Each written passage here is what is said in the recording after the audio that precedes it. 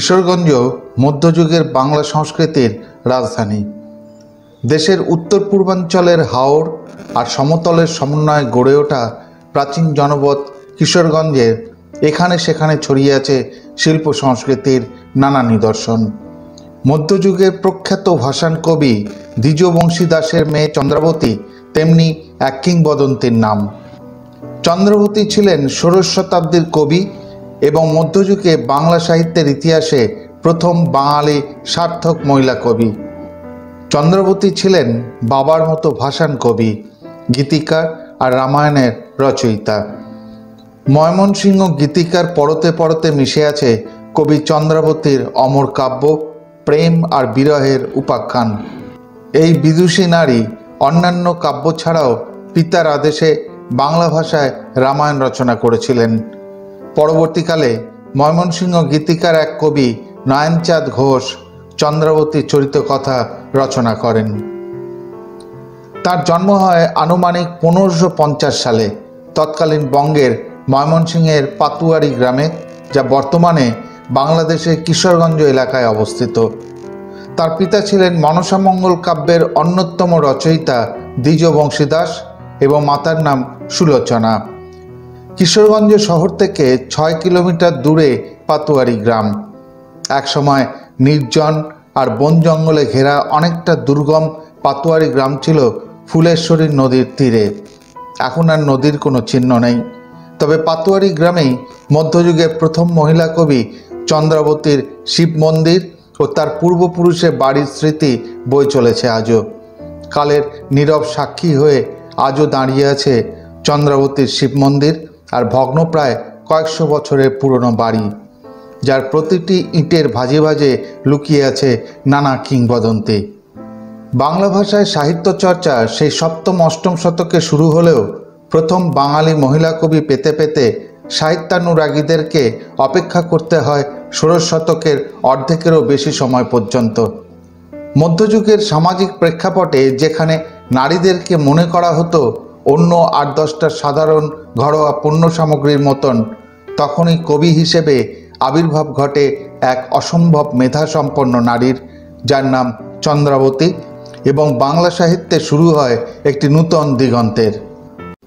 তার সম্পর্কে বলতে গিয়ে ময়মনসিংহ থেকে 1913 সালের ফেব্রুয়ারি মাসে প্রকাশিত ও কেদারনাথ মজুমদার সম্পাদিত সৌরভ পত্রিকায় চন্দ্রকুমার দে তার প্রথম প্রকাশিত প্রবন্ধ মহিলা কবি চন্দ্রাবতীতে লিখেছিলেন, বনে অনেক সময় এমন ফুল ফোটে রাজোদ্যানেও তাহার তুলনা মিলে না। সে বনফুলের সৌন্দর্য কেউ উপলব্ধি করিতে পারে না। বনের ফুল বনে ফুটে, বনেই শুকায়। চন্দ্রাবতী এইরূপ একটি বনফুল। ময়মনসিংহের নিবিড় অরণ্যে একসময় এই সুরভি কুসুম ফুটিয়াছিল। চন্দ্রকুমার দের লেখনীর মাধ্যমেই সর্বপ্রথম বাঙালি সুধী সমাজে চন্দ্রাবতীর নাম পরিচিতি লাভ করে। অথচ এর আগে শিক্ষিত সমাজের কেউ ময়মনসিংহের নিবিড় অরণ্যে প্রস্ফুটিত চন্দ্রাবতী নামের এই সুরভি কুসুমটি সম্পর্কে অবহিত ছিলেন না, অবহিত হওয়ার প্রয়োজনও বোধ করেননি। অথচ দীর্ঘকাল ধরেই চন্দ্রাবতীর কাহিনীর সঙ্গে সেকালে পূর্ব ময়মনসিংহের লোক সাধারণের ছিল নিবিড় পরিচয়। সেখানকার পল্লী বালাকনের কণ্ঠস্থ ছিল চন্দ্রাবতী রচিত রামায়ণের বিভিন্ন অংশ।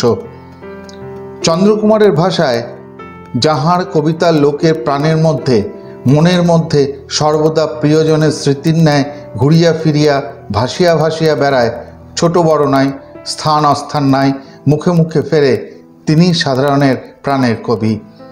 চন্দ্রাবতী পূর্ব ময়মনসিংহের সর্বসাধারণের প্রাণের কবি ছিলেন। চন্দ্রকুমার আরও বলেন, বহুদিন হইতে শুনিয়া আসিতেছি সেই অপূর্ব মন প্রাণ মাতানো সঙ্গীত।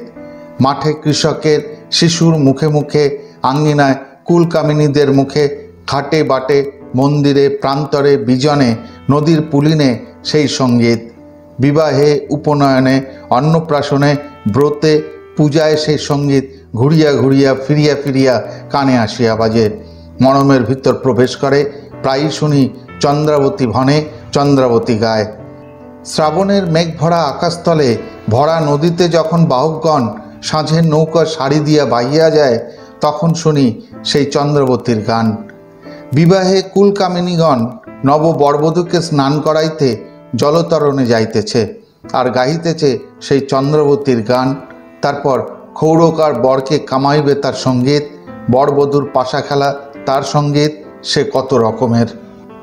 চন্দ্রকুমারের লেখা পড়েই আমরা জানতে পারি চন্দ্রাবতী বাংলা সাহিত্যের প্রথম মহিলা কবি। আচার্য দীনেশচন্দ্র সেন চন্দ্রাবতী ও তার পিতার সম্পর্কে লিখতে গিয়ে বলেছিলেন, পিতা ও কন্যা একত্র হইয়া 1575 খ্রিস্টাব্দে মনসা দেবীর ভাসান রচনা করিয়াছিলেন। চন্দ্রাবতী কায়মনোবাক্যে শিব পূজা করতেন ও অবসরকালে রামায়ণ লিখতেন। তাঁর এই রামায়ণ এ অঞ্চলের মানুষের মুখে মুখে গীত হলেও মুদ্রিত হয়নি। ডক্টর দীনেশচন্দ্র সেন 1932 সালে চন্দ্রাবতীর রামায়ণ প্রকাশ করেন। লৌকিক, মানবিক ও কিছু মৌলিক উপাদানের সংযোগের ফলে এই রামায়ণ কাব্যটি বিশেষ মর্যাদা লাভ করেছে। যদিও চন্দ্রাবতীর রচিত রামায়ণ ছিল অসমাপ্ত, এর পিছনে রয়েছে এক সুকরুণ কাহিনী। চন্দ্রাবতী তার রামায়ণের সীতার বনবাস রচনার পরপরই এক দুর্ঘটনা ঘটে গেল। অনিন্দ্য সুন্দরী চন্দ্রাবতীর প্রণয় ছিল শৈশবের বন্ধু ও খেলার সাথী পার্শ্ববর্তী করিমগঞ্জ উপজেলার সন্ধ্যা গ্রামের জয়ানন্দের সঙ্গে। প্রভাতে দুই বন্ধু মিলে পূজার ফুল তুলে আনতেন। দুজনের শিশুকালে প্রেম একসময় প্রণয়ের দিকে মোড় নিতে থাকে। স্থির হয় চন্দ্রার সঙ্গেই বিয়ে হবে জয়ানন্দের। প্রস্তুতি নেওয়া হয় সেভাবেই। বিয়ের দিনক্ষণও নির্ধারণ করা হয়, কিন্তু এরই মধ্যে ঘটে যায় সেই ট্র্যাজিক ঘটনা। চন্দ্রাবতীর প্রেমিক সুদর্শন যুবক জয়ানন্দ স্থানীয় কাজীর সুন্দরী মেয়ে আসমানির প্রেমে পড়ে যান। চন্দ্রাবতীর সঙ্গে বিয়ের ঠিক আগ মুহূর্তে ওই মুসলমান যুবতীর প্রেমে পড়ে ধর্মান্তরিত হন জয়ানন্দ, বিয়ে করেন ওই যুবতীকে। এ খবরে হৃদয় ভেঙে যায় চন্দ্রাবতীর। বাবা দ্বিজবংশী দাসের নির্দেশে আজীবন কুমারী থাকা আর ফুলেশ্বরী নদীর তীরে মন্দির স্থাপন করে শিব পূজায় মন দেন চন্দ্রা। এভাবেই কাটতে থাকে সময়। এক সময় নিজের ভুল বুঝতে পেরে চন্দ্রাবতীর কাছে ছুটে আসে জয়ানন্দ, কিন্তু মন গলেনি চন্দ্রার। চন্দ্রাবতী প্রণয়ী যুবক অনুতাপের তুষানলে পুড়ে পুড়ে দুর্বিষহ জীবনভার সহ্য করতে না পেরে চন্দ্রাবতীর উদ্দেশ্যে একটি পত্র লিখে তাঁর সাক্ষাৎ কামনা করল। চন্দ্রাবতী পিতাকে সব জানালেন। পিতা অসম্মতি প্রকাশ করে বললেন, তুমি যে দেবতার পূজায় মন দিয়াছ তাহারই পূজা করো, অন্য কামনা হৃদয়ে স্থান দিও না। চন্দ্রাবতী যুবককে একখানা পত্র লিখে সান্ত্বনা প্রদান করলেন এবং সর্বদুঃখহারী ভগবান শিবের চরণে মন প্রাণ সমর্পণ করতে উপদেশ দিলেন। এক সন্ধ্যায় জয়চন্দ্র ও চন্দ্রাবতীর বিচ্ছেদ হয়েছিল। অপর সন্ধ্যায় সেই বিচ্ছেদ মুছে গিয়ে মিলন হবে দুজনার, এই আশায় জয়চন্দ্র রওনা দিলেন পাটুয়ারি গ্রামে। জয়চন্দ্র যখন গন্তব্যস্থলে পৌঁছলেন তখন সূর্যাস্ত হয়ে গেছে। তখন দিন ও রাত্রির সন্ধিক্ষণ। চন্দ্রাবতী তখন শিব পূজায় মগ্ন। মন্দিরের দ্বার ভিতর থেকে বন্ধ। হতভাগ্য যুবক এসেছিল চন্দ্রাবতীর কাছে দীক্ষা নিতে, অনুতপ্ত দুর্বিষহ জীবন প্রভুপদে উৎসর্গ করতে, কিন্তু পারল না। চন্দ্রাবতীকে ডাকবার সাহসও তার হলো না। আঙিনার ভিতরে সন্ধ্যামালতীর ফুল ফুটেছিল, তা দিয়ে কবাটের উপর 4 ছত্র কবিতা লিখে যুবকটি চন্দ্রাবতীর কাছে, এমনকি পৃথিবীর কাছেও শেষ বিদায় প্রার্থনা করল। শৈশবকালের সঙ্গী তুমি, যৌবনকালের সাথী, অপরাধ ক্ষমা করো তুমি চন্দ্রাবতী। পাপিষ্ঠ জানিয়া মোরে না হইলা সম্মত, বিদায় মাগি চন্দ্রাবতী জনমের মতো। পূজা শেষ করে চন্দ্রাবতী দরজা খুলে বের হলেন। আবার যখন দরজা বন্ধ করেন তখন সেই কবিতা দেখা মাত্র পাঠ করলেন। পাঠ করেই বুঝলেন দেবমন্দির কলঙ্কিত হয়েছে। চন্দ্রাবতী তৎক্ষণাৎ জল আনতে ফুলিয়ার ঘাটে গেলেন। গিয়েই বুঝলেন ইতিমধ্যে সব শেষ হয়ে গেছে। সেই অনুতপ্ত যুবক জয়ানন্দ ফুলিয়ার স্রোতধারায় নিজের জীবন স্রোত ভাসিয়ে দিয়েছে। প্রাণহীন দেহ ভাসছে ফুলেশ্বরীর জলে। বনফুল শুকিয়ে গেল। এরপর চন্দ্রাবতী আর কোনো কবিতা লেখেননি। এভাবেই তার রচিত রামায়ণ অপরিসমাপ্ত রয়ে গেল। তারপর একদিন শিব পূজার সময় 1600 খ্রিস্টাব্দে তার প্রাণবায়ু মহাশূন্যে মিলিয়ে গেল। জয়ানন্দের গ্রাম সন্ধ্যা ইতিহাসে খুঁজে পাওয়া যায়নি, তবে ইতিহাসে স্মৃতি বিজড়িত পাটোয়ারি গ্রাম আজও আছে। অধুনা বাংলাদেশে অবস্থিত কিশোরগঞ্জ শহর থেকে উত্তর পূর্ব দিকে কয়েক কিলোমিটার দূরেই এর অবস্থান। তাছাড়া এখনও কালের সাক্ষী হয়ে টিকে আছে ফুলেশ্বরী নদীর ধারে চন্দ্রাবতীর পূজিত শিব মন্দির।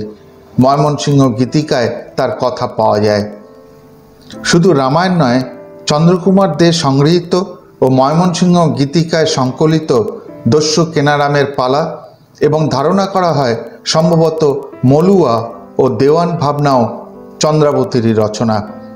অবশ্য দেওয়ান ভাবনা বা মলুয়ার পালা যে চন্দ্রাবতীরই রচনা এ বিষয়ে পুরোপুরি নিঃসংশয় হওয়া যায় না। তবু এ দুটো পালাকেও চন্দ্রাবতীর রচনা বলে গ্রহণ করার পক্ষে অনেক আভ্যন্তরীণ যুক্তি প্রমাণ রয়েছে।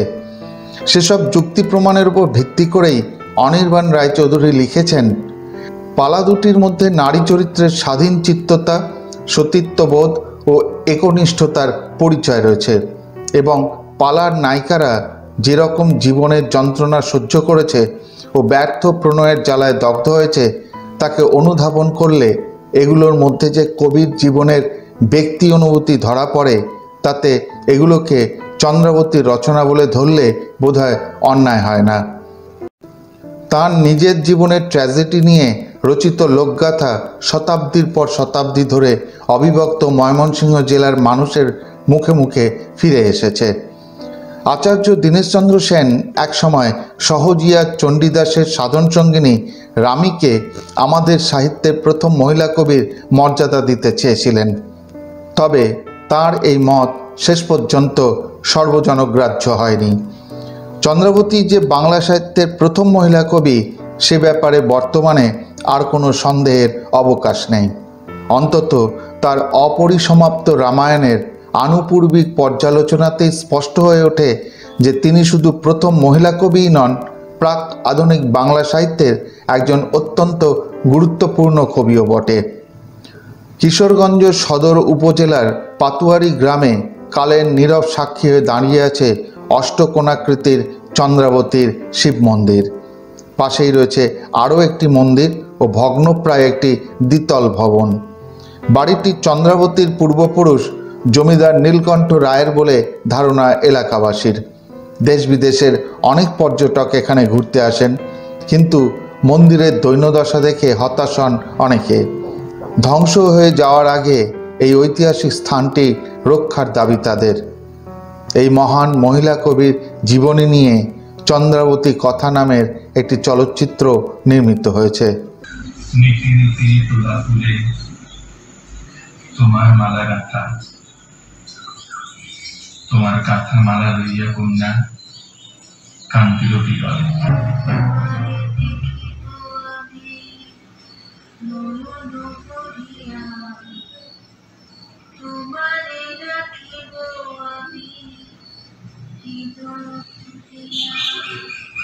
তোমার জন্য আমি দেশের শ্রেষ্ঠ জামাইকে ঘরে আনব। এই কথা কানে কোনো পাপ বাবা, আমি আজীবন আইঘর থাকবা। আমি শিব পূজা করবা আর রামায়ণ লিখবা।